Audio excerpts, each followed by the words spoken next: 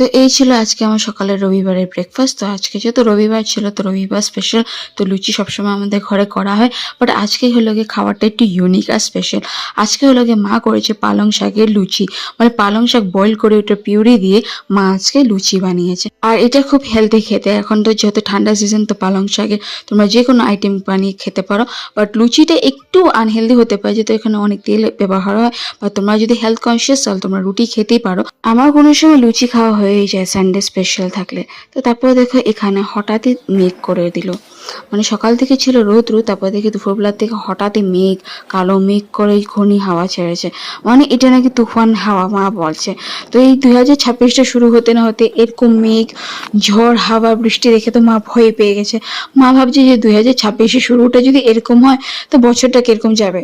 আচ্ছা, তোমাদের ওখানে কি মেঘ না রৌদ্র না বৃষ্টি আমাকে অবশ্যই কমেন্ট করে জানিও। আর এরকম ওয়েদার দেখলে না আমি ছাদে না এসে থাকতেই পারি না, আমার যে কি ভালো লাগে এগুলো দেখতে, মানে হাওয়া বাতাস দেখতে যে এত ভালো লাগে। আর এখানে দাঁড়িয়ে থাকতেও যে অনেক ভালো লাগে। আমার মা ভীষণই ভয় পায়, বাট আমার অনেক বেশি ভালো লাগে। আচ্ছা, তোমরা কে কে ভয় পাও বলো তো, আর কে কে এরকম ওয়েদার ভালোবাসো বলো তো। তো দেখো তারপরে আজকে হলো গিয়ে মেঘলা দিন স্পেশাল মা হলো গিয়ে করেছে বিরিয়ানি, যেহেতু সানডে বলে কথা।